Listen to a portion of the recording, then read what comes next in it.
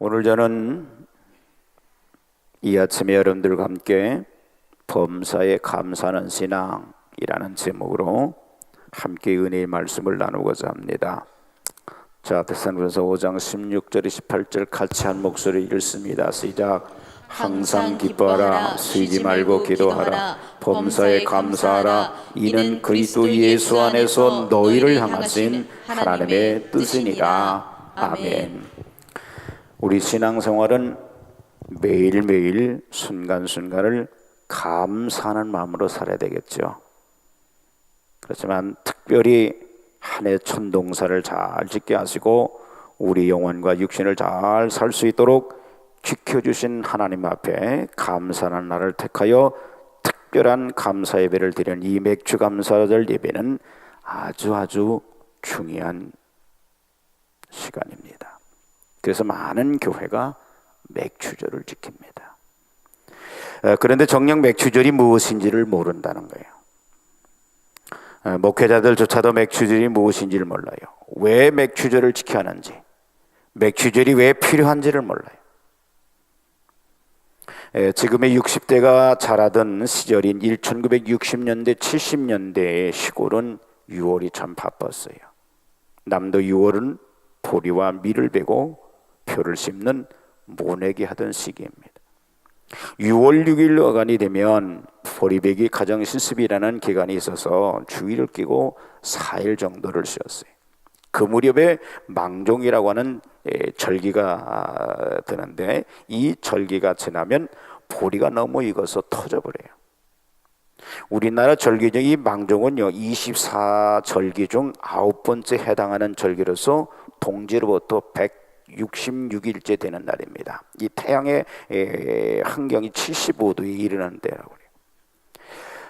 이 망종이라는 망은요 한자로 보면 까끄러기 종자에다가 시종자, 아니 까끄러기 망자에다가 시종일.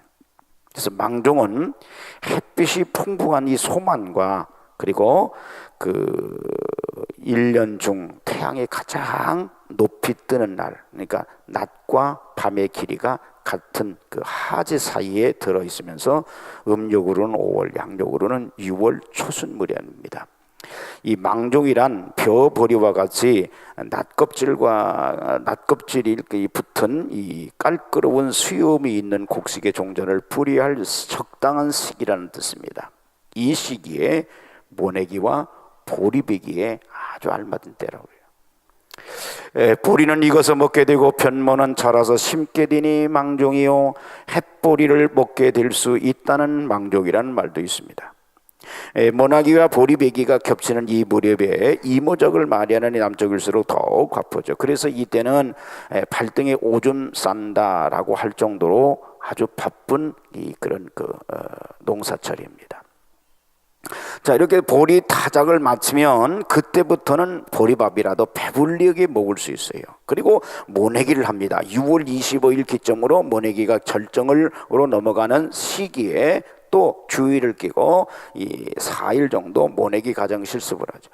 모내기 시기에는 아무리 없는 집이라도 콩을 넣은 밥을 해서 모내기하는 일꾼들에게 줍니다. 배가 터져라 먹고 또 참도 먹습니다. 몇 번씩. 그리고 7월이 돼요. 그 어려운 시절에도 교회는 어김없이 맥주절을 지켰어요. 하지 감자를 바지게에 지고 와서 교회 마당에 붓기도 하고 양파를 붓기도 합니다. 그 다음 돌아온 주일일 주일 학생들에게 이 찐 감자를 주어져서 잔치를 벌려 감춰단지. 양파와 감자와 마늘들이 교회 마당에 가득합니다. 어려운 사람들이 그 양파와 마늘을 가져다 먹습니다. 어려웠던 그 시절은 그래도 낭만이 있었고 정이 있었어요. 요즘 교회에서는 맥주절날 현물을 가져오는 것을 싫어합니다. 돈을 가져와야 최고라고 합니다. 어떤 일은 7월 첫 주에 맥주절을 지키는 것은 여름 행사를 하기 위한 이런 계획적인 것이라고 비난을 합니다.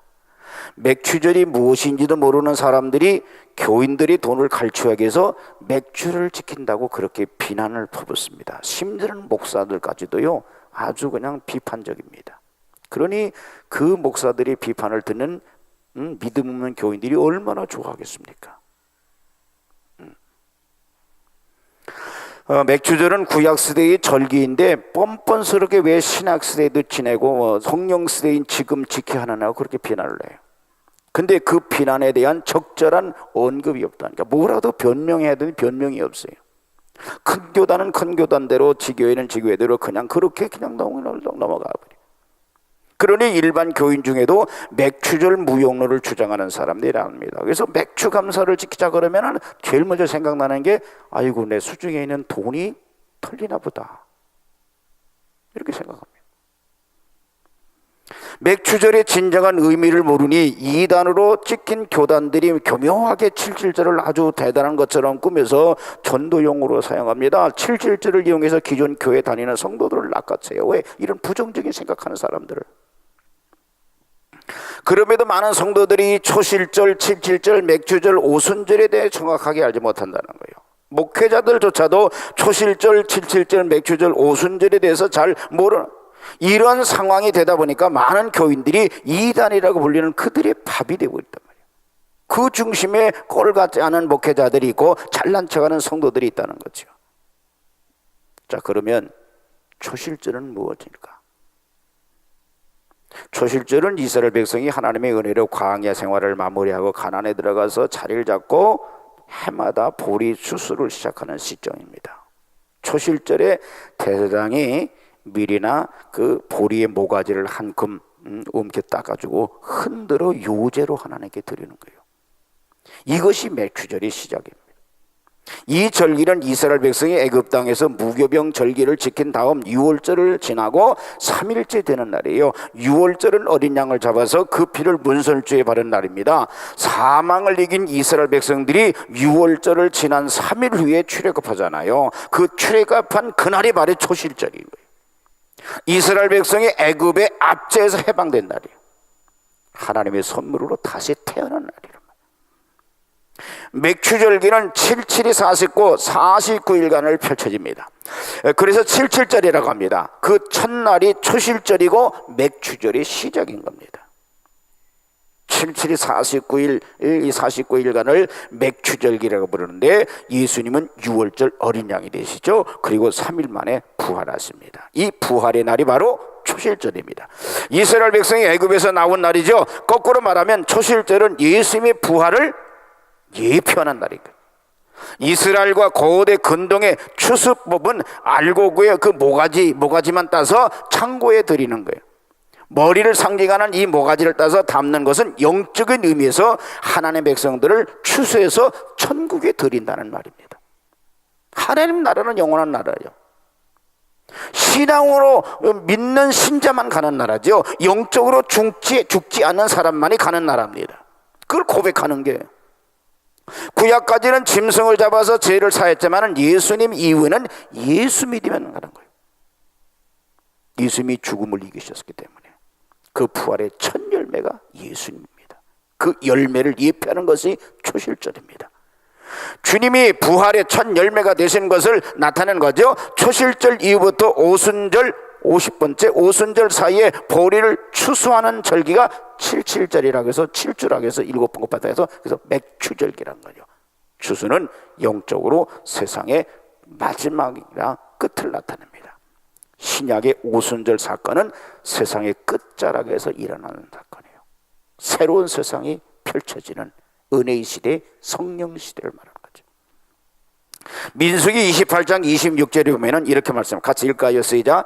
77절 처음 익은 열매 드리는 날에 너희가 여호와께 새 소재를 드릴 때에 성회로 모일 것이요 아무 노동도 하지 말 것이며, 이걸 세번역으로 보니까 좀 명확하더라고요. 한 곡식의 날, 곧 새 곡식 제물을 나 주에게 가져오는 77절에는 거룩한 모임을 열고 생업을 위한 일은 아무 일도 하지 말라. 77절의 다른 말이 오순절입니다. 77절은 보리의 첫 이삭을 하나님께 드린 날로부터 7 안식일을 지난 다음 날 밀의 첫 수확을 하나님께 드리는 히브리의 유대인의 최대 명절입니다.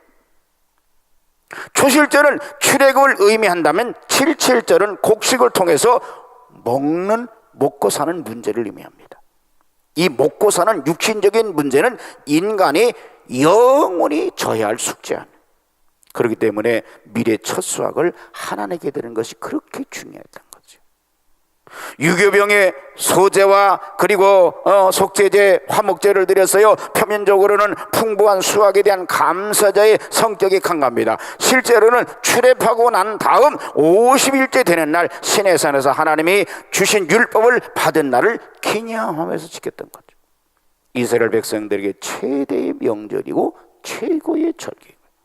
이 초실절부터 칠칠절까지는 보리를 수확하는 절기입니다. 맥추절기를 통해서 하나님께서 베풀어 주시는 그 은혜, 그 모든 섭리를 생각하면서 하나님 앞에 고백하는 절기입니다. 인간은 거울이 없으면 자기 모습을 잘 몰라요.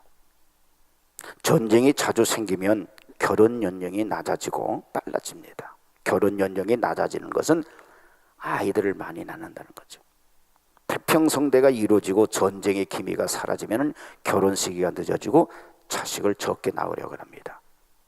쥐들이 천적이 없어서 풍족한 여유를 누리면 급격한 개체수가 증가한다고 그래요.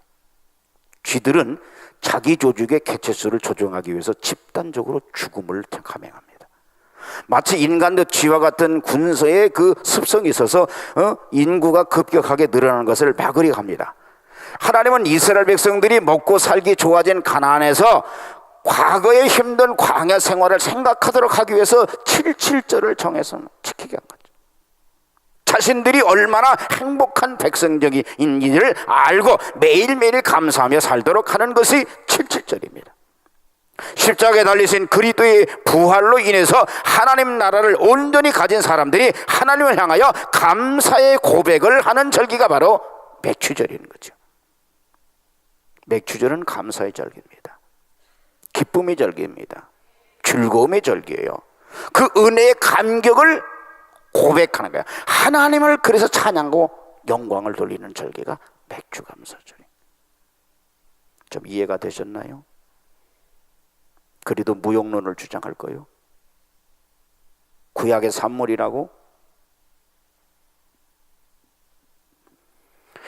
로마의 무인 케케로는 감사하는 마음은 최고의 덕일 뿐만 아니라 모든 덕의 어머니가 된다고 그랬어요.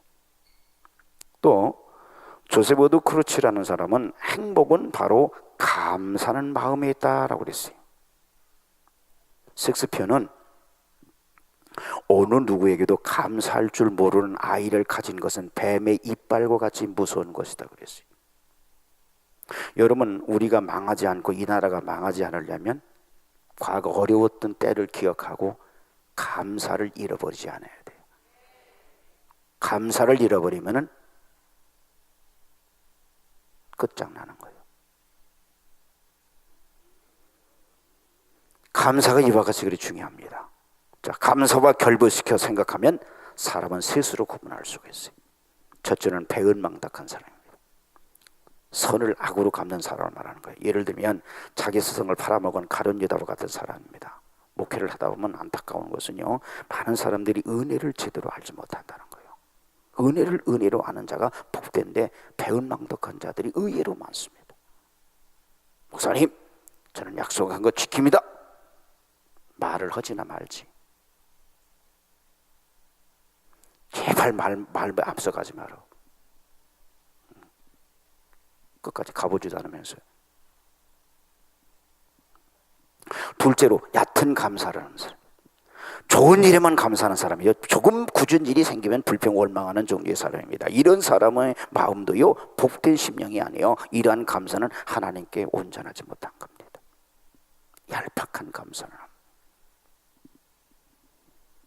안 돼요. 세 번째는 모든 일에 감사하는 사람이에요. 이런 범사에 감사하는 사람이죠. 입학시험에 합격했어야만 감사하는 것이 아니라 불합격했어도, 날씨가 좋을 때만 아니라 굳은 날씨에도, 건강할 때뿐만 아니라 질병 가운데서 감사할 조건을 찾아내는 사람이 진정 깊은 신앙의 사람인 거예요. 어느 농촌에서 새벽교회에 나오던 사람이 몇 주를 나오고는 안 나와서 왜 안 나오냐 해가지고 신방을 가서 물어보니까 예배당에 나온 사이에 고추 소말을 마당에다가 널어놨는데 그만 그걸 퐁당 훔쳐가서 하나님이 계시다면 어떻게 예배도 보러 간 사이에 도둑을 맞을 수 있냐 하면서 이제는 예수를 안 믿겠다고 하는 거예요. 새신자들 가운데는요 깊은 신앙이 없기 때문에 이런 조그만 시험이 와도 낙심하기 쉽고 마귀라는 놈은 또 그런 것을 노리고 있다. 제가 시골에서 목회할 때 이분이 교회 나오는데 교회 나오는 그 시간에 송아지가 웅덩이에 빠져서 죽었어. 그 다음부터 교회를 안 나와. 채소를 심으면 처음에 새싹이 돋아 나온 후에 벌레가 더 많이 덤벼들어서 그 이파리에 구멍이 뚫리는 걸 볼 수 있어요. 이 과정이 지나고 나야 떡잎이 나고 다음에 좋은 채소가 되는 것이며, 처음 예수 믿고 신앙생활을 하려 할 때는 마귀란 놈이 덤벼들어서 시험할 때가 있어요. 이럴 때일수록 더 믿음에 굳게 서서 감사하면서 나가면 틀림없이 그 시험 다음에 더 큰 축복이 오고 믿음이 크게 성장하는 것을 볼 수 있게 될 줄 믿습니다. 장사가 잘 되고 수입이 좋으면 감사하고, 어려운 시험이 오고 괴로운 일이 올 때는 하나님을 원망하고 불평한다면 그건 얕은 신앙의 사람이에요. 그러나 진정 하나님의 뜻에 맞는 사람은 범사에 감사하는 사람이에요. 역경 중에도 풍파 중에도 무슨 일이 잘 되든 안 되든 간에 감사할 줄 아는 사람이 진정 믿음 깊은 사람인 거예요. 어떤 사람이 아프리카 어느 그 부족 마을을 지나가다가 보니까 한 사람이 자기가 믿던 우상을 나무에 매달아 놓고는 그 우상의 볼기짝을 마구 때리더라는 거예요. 그래서 어째서 당신이 믿는 우상을 그렇게 때리냐고 물어봤더니, 내가 이 우상을 10년 동안 믿었는데도 복은 주기는커녕 화만 자꾸만 주어서 그랬다는 거예요. 볼기짝을 맞아야지. 얼마나 어리석은 거예요. 오늘날 예수 믿는 사람들 가운데도 이런 식으로 믿으려 하는 사람들이 있어요. 하나님의 말씀은 좋은 일에만 감사하지 말고 굳은 일에도, 역경 중에도, 환난 가운데도, 실패 가운데서도 좌절하지 말고 감사를 하라는 거지. 대령서 5장 88절 다시 시작. 범사에 감사하라. 이는 그리스도 예수 안에서 너희를 향하신 하나님의 뜻이니라. 오늘 우리들에게 말씀하시는 게 뭐예요? 범사에 감사하라. 자, 그러면 어떻게 범사에 감사할 수 있을까요? 첫째, 하나님의 섭리를 믿음으로 범사에 감사할 수 있습니다. 온 우주를 창조하신 하나님께서는 당신의 자녀와 모든 것을 섭리 가운데 인도하는 것을 믿으시기 바랍니다.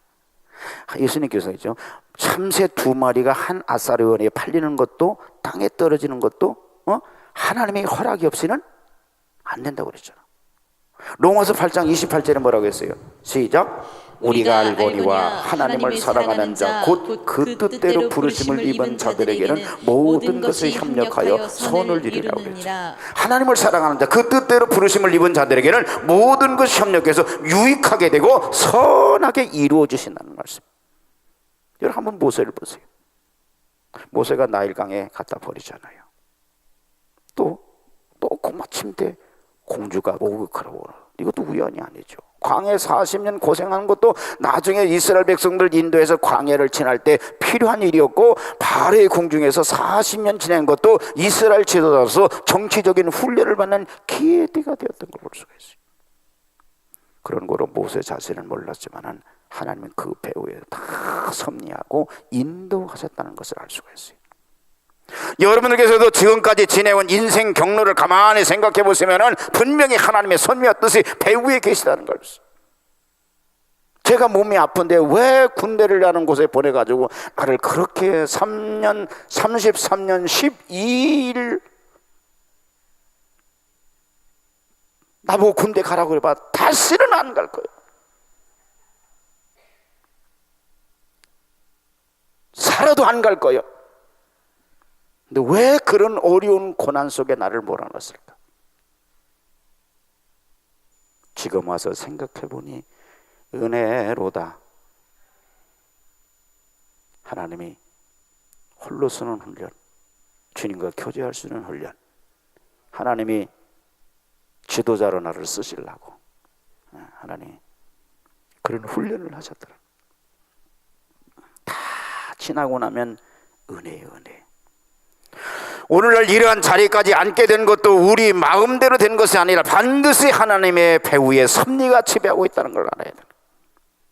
우리가 잘 아는 찬송가 434장 그 가사를 보면 이렇습니다. 나의 갈 길 다 가도록 예수 인도하시니 그의 사랑 어찌 큰지 말로 다 형용할 수 없다.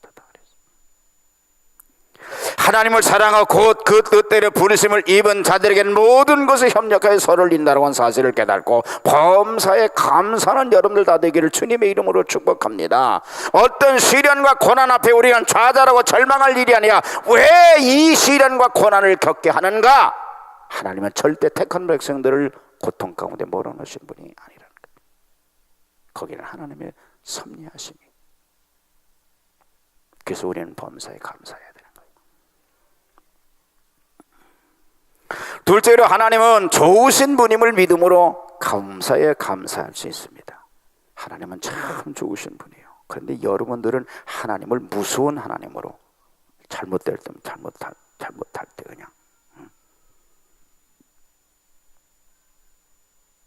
뭐라고 표현해더라 그냥 확 그냥 머리통으로 그냥 그러면서 그냥 벌이나 주시는 하나님을 알기 쉬운데 마태복음 7장 9절에서 11절을 보면 이렇게 말씀합니다. 같이 읽습니다. 시작. 너희 중에 누가 아들이 떡을 달라 하면 돌을 주며 생선을 달라 하면 뱀을 줄 사람이 있겠느냐? 너희가 악한 자라도 좋은 것으로 자식에게 줄 알거든 하물며 하늘에 계신 너희 아버지께서 구하는 자에게 좋은 것으로 주시지 않겠느냐? 아멘. 그냥 듣지 마세요. 그냥 읽어 흘려버리지 마세요. 주님 마음을 여기서 읽어보란 말이에요. 주님이 어떤 분인가, 내가 믿는 하나님이 어떤 분인가.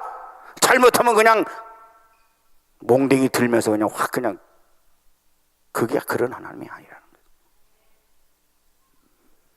거예요. 우리는 떡을 기대했는데 뜻밖의 돌이 나타날 수가 있습니다. 또 생선을 구했는데 뱀이 나타날 수도 있습니다. 그때 우리는 원망하거나 낙심할 것이 아니라 우리 하나님은 반드시 좋은 하나님이시기 때문에 이러한 풍파와 역경과 시련이 지나면 더 큰 축복을 주실 것이라는 것을 믿음으로 가져야 된다.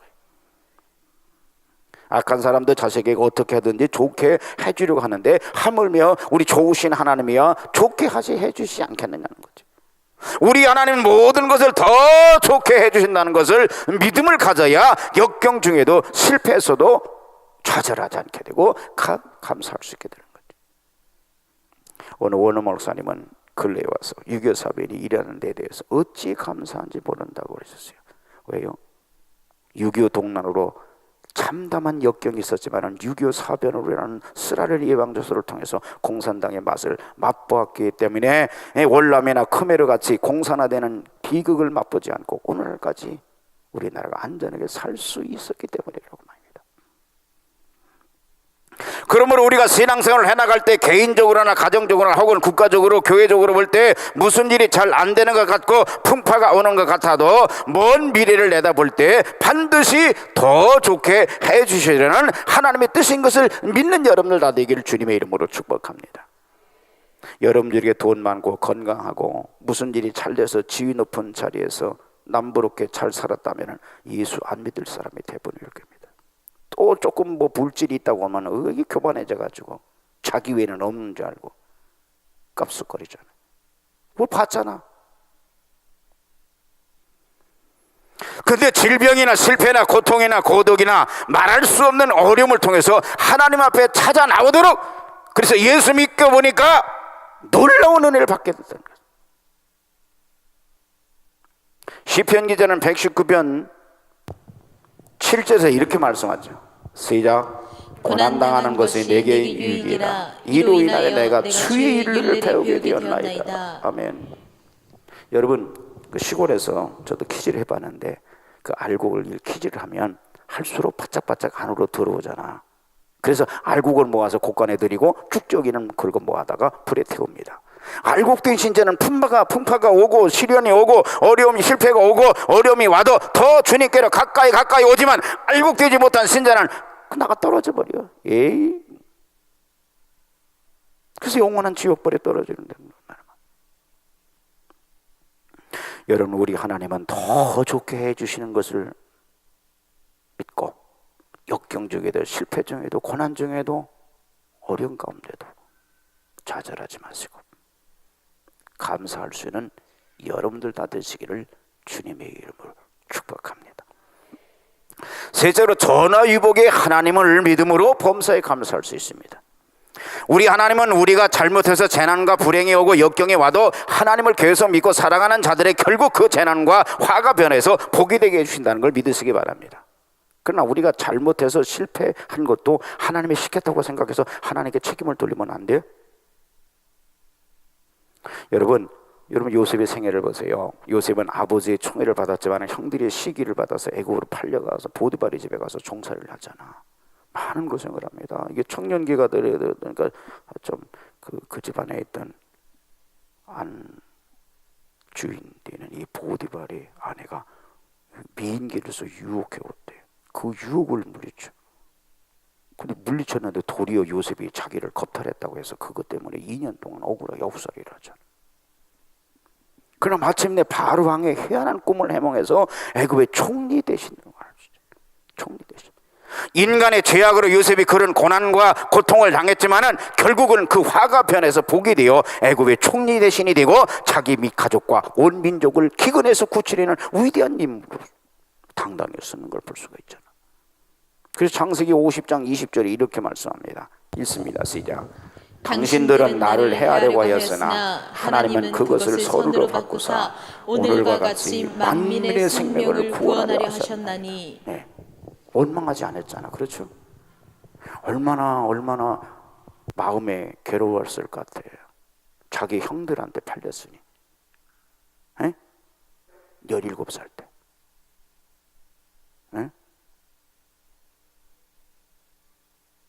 그런 억울함을 당하고도 앙심을 본 게 아니야.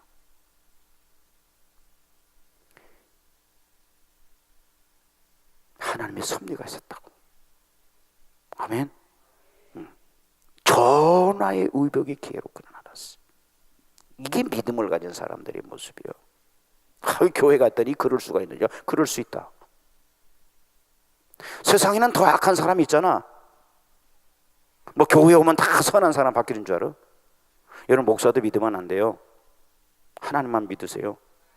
목사도요, 여러분들 거 등치 먹을 수 있어요. 절대 믿으면 안 돼요. 여기 있는 목사님은 괜찮은가? 하나님은 이렇게 인간의 잘못을 인해서 재난을 당하고 화가 왔을 때랄지라도 믿음을 지켜나가는 자에게 화가 변하여 복이 되게 해주시는 것을 믿으시고 범사에 감사하는 여러분들이 되시길 바랍니다. 요한은 예수 믿는 것 때문에 온갖 핍박을 받아 사람이 살지 아니하는 무인도의 귀양살이를 갑니다. 그러나 그곳에서 깊이 기도하다가 하늘의 영계가 열리면서 하나님의 계시를 받고 계시록을 기록하잖아요. 나중에 그는 다시 돌아와 편안히 살다가 세상을 떠납니다. 예수님이 쓰라린 십자가의 고통에 변하여 부활의 영광을 차지했고 그 예수님의 십자가의 고통 때문에 저와 여러분들이 구원받게 되었단 말이죠. 어떤 분이 배를 타고 가다가 배가 파손되는 바람에 바닷가에서 나무 조각을 붙잡고 바다에서 표류하다가 어떤 무인도에 닿았어요. 사람이 없는 곳에 혼자 나뭇가지를 꺾어서 움막집을 지었어요. 그리고 바닷가에 나가서 고기를 잡아다가 나뭇가지를 비벼서 불을 피워가지고 구워 먹었어요. 하루는 조개를 잡으러 나갔다가 돌아와 보니까 자기가 피워놓은 불이 집에 붙어가지고 집이 다 타버렸어요. 그날 밤은 노천에서 잠을 자게 되었습니다. 그런데 그 다음날 배 한 척이 그 무인도에 와서 사람을 구출해 주었어요. 그가 어떻게 여기 사람이 있는 줄 알았느냐라고 물어보니까 어젯밤에 짐을 싣고 지나가다 보니까 여기서 연기가 올라오는 것을 보고 짐을 풀어 내려놓고 오는 길에 지금 들른 것이라고 말했던 거예요. 애써서 지어놓은 집이 불타서 낙심할 뻔했지만 도리어 그 집이 불탄 것 때문에 그 연기를 보고 자기를 구출해 준 거죠. 여러분, 우리 하나님은 화가 변하여 복이 되게 해주신다는 것을 믿으시고 재난과 실패와 역경 속에도 자포자기 하지 말고 하나님을 살아가면서 언제나 감사하는 여러분들 되어지기를 주님의 이름으로 축복합니다. 이 감사절기는 잃어버린 것, 감사할 것도 많은데 감사를 잃어버린 걸 회복하게 해서 감사의 마중물이 되게 하셔서 감사하는 자가 받는 하늘의 약속의 복을 받게 하신다는 걸 알아요. 아버지와 아들이 있었어요. 어느 날 아버지에게 전화 한 통이 왔어요. 아버지, 저 오늘 너무 감사해요. 뭐가 그렇게 감사하니? 교통사고가 나는데요, 차는 찌그러져서 못 쓰게 되는데 저는 다친 데가 한 군데도 없어요. 그래서 감사해요. 이 말을 들은 아버지가 말했어요. 참 다행이구나. 근데 아버지는 오늘 하루가 너보다 더 몇 배나 더 감사하구나. 아버지는 오늘 하루 동안은 교통사고도 없고 어떤 일도 일어나지 않았거든. 특별한 날이고 좋은 날이 있어야 행복한 것은 아닙니다. 자꾸 소소한 일상들이 가장 큰 행복이고 기쁨이겠죠. 아침에 행복한 미소를 머금으며 일어나 감사한 마음으로 하루를 시작하고 저녁에 하루를 돌아보며 감사한 마음으로 행복하게 잠자리에 들 수 있다면 그게 바로 행복이 아닙니까? 행복은 어디에 있다고? 감사하는 마음에 있다고 그랬어요.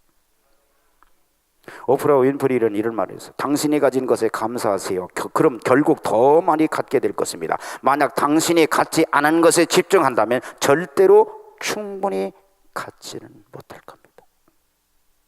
소유할 수 있는 능력이 뭐예요? 감사하는 거예요. 시몬즈라는 분은 이런 말을 했어요. 우리는 우리의 기도가 응답되기를 바라는 것처럼 열심히 감사해야 된다.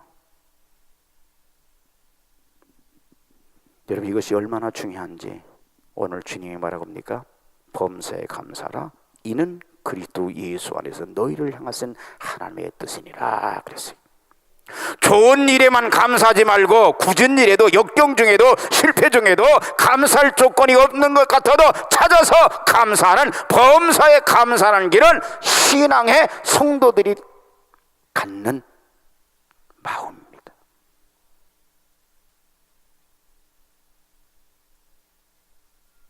오늘 이 잃어버렸던 팍팍한 우리 심성을 오늘 감사를 발굴해서 고백함으로 이 안에 뭐가 일어나? 동요가 막 일어나, 기쁨이 막 일어나, 즐거움이 일어나, 행복이 일어나, 소망이 일어나. 세상은 나에게 뭔가를 해주지 않는 그런 극박한 상황에 산다 할지라도 절망이 아니라 이 안에서 일어난 이 감사의 소용돌이가 그 위기나 환경을 이길 수 있는 능력이 되거든요. 후반기에 이루어질 것을 기대하면서 하나님이 주실 축복을 기대하고 나가는 저와 이름 다 되어지기를 주님의 이름으로 간절히 축복합니다. 자, 우리 그리스도인이라는 게 뭔가? 남들이 갖지 않은, 남들은 얄팍한 감사를 할 수 있겠죠. 배은망덕한 자 더 있지만 우리는 범사에 내가 원했던 것이 이루어지는 것도 감사를 못하는 그런 쪼다가 되지 마시고, 우리는 그 선에서 멈추는 게 아니라 우리는 역경 가운데 있었던, 안 되는 것 가운데 있었던, 그래도 우리는 감사를 발굴해서 오늘 고백할 때에 놀라운 축복의 물고가 여러분들 가운데 나타나게 될 줄 믿습니다. 오늘 말씀 생각하시면서 우리 두 손 드시고 함께 우리 결단하도록 하겠습니다. 우리 주여 삼창하시고 함께 결단하겠습니다. 주여, 주여.